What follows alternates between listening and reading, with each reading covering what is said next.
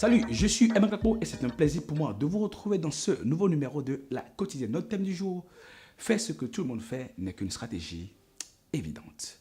Disrupter, innover, se différencier, faire quelque chose que personne ne fait.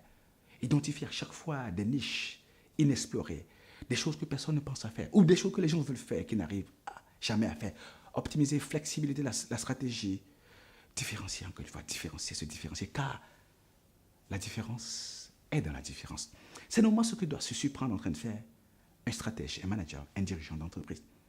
Mais quand on pose la question suivante à des managers, à des dirigeants d'entreprise, quelles sont les trois choses que vous faites et que personne ne fait sur le marché? Ils cherchent. Et finalement, on en arrive à une chose. On dit, nous avons une meilleure qualité de service. Je dis, ben, écoute, c'est exactement ce que tout le monde dit. Nous avons une meilleure qualité de service. Et nous constatons en général que ce n'est pas toujours évident. C'est simple.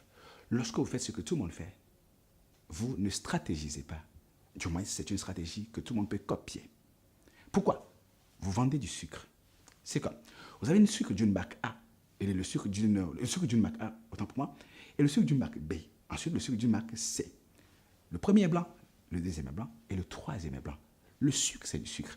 Pourquoi voulez-vous que je paye 10 fois alors qu'on n'a que du sucre? Enfin, c'est-à-dire que les offres se ressemblent presque toutes.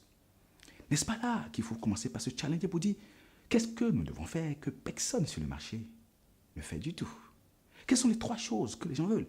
Quelles sont les choses que les clients ou les consommateurs sur le marché désirent ardemment et que personne n'ose offrir parce que peut-être c'est trop difficile à offrir? Quelles sont les niches, les segments sur lesquels personne ne veut aller parce que c'est dur? Quelle est la composition de l'offre commerciale? Quelles sont les attentes? À quoi pensent les gens? De quoi est-ce qu'ils rêvent que nous pouvons apporter sur le marché et que personne n'arrive jusque-là à apporter? Les secteurs qui ont parfois du mal à se différencier, à disrupter, par exemple, c'est la banque. Mais n'oublie pas quelque chose de très important. Lorsque la stratégie d'une banque, c'est la stratégie bancaire, ce n'est plus de la stratégie. Il doit arriver des choses. La banque doit essayer de faire quelque chose. Je vais prendre un exemple très simple.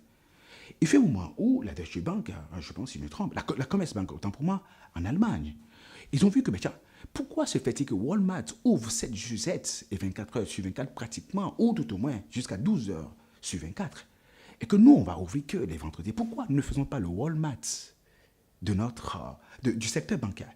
Eh bien, ils ont commencé à ouvrir pratiquement tous les jours en disruptant et en faisant des choses que très peu de gens font sur le marché. Parfois, lorsque votre secteur semble stagnant et que vous avez dit non, on fait tous la même chose, eh bien, il va falloir se différencier. Vous pouvez trouver des idées dans des secteurs qui sont très loin de votre secteur. Challengez-vous, challengez-vous. Pourquoi? Parce qu'en fait, on copie l'excellence. On copie l'excellence. Mais est-ce que vous êtes en train d'être copié ou vous vous copiez? Parce que quand vous ne produisez pas l'excellence, quand vous ne faites pas des choses qui deviennent la tendance, eh bien, vous faites ce que tout le monde fait. Vous avez du mal à faire une croissance qui dépasse les 10% chaque année. Pour faire de la disruption, il faut penser à se dire, nous devons identifier exactement ce que les gens veulent ou ce à quoi ils ne pensent pas du tout, mais qui sera utile sur le marché, que nous, on va apporter de manière à pouvoir faire de la différence. Parce que c'est dans la différence qu'on trouve la différence. Ne copiez pas pour copier. Ne vendez pas du sucre. Ajoutez peut-être du rouge, je ne sais pas. Changez la boîte, changez l'emballage. Ajoutez une ou deux choses. Apportez quelque chose que personne d'autre n'apporte. Et c'est ainsi que vous commencez par faire de la stratégie. Pourquoi? On fait la stratégie lorsqu'on tire la bataille sur des niches, sur des segments, sur des leviers, à des endroits que personne n'a le pouvoir ni la capacité de franchir. On sait que vous faites de la stratégie quand vous avez le contrôle et que vous pouvez modifier les plans de jeu ou les plans de bataille ou le plan de travail et d'action sans que les autres ne sachent exactement ce que vous essayez de faire. Donc la différence est dans la différence. Et quand vous faites tout, vous faites comme monsieur ou madame, tout le monde, eh bien, ce n'est pas de la stratégie. Du moins, c'est une stratégie évidente que tout le monde va copier prochainement. Identifiez 2, 3, 4, 5 choses que vous allez faire sur le marché, que vous allez apporter sur le marché à chaque fois. Si ça ne marche pas, ce n'est pas grave, changez. Mais vous devez faire quelque chose de différent, de valorisant, qui apporte quelque chose que personne d'autre n'apporte, qui va faire que les gens vont vous préférer, vos clients vont vous préférer et préféreront à chaque fois revenir vers vous et surtout deviennent fidèles à votre marque. Ce fut un plaisir pour moi d'avoir été avec vous. On se retrouve demain pour un nouveau numéro de La Quotidienne.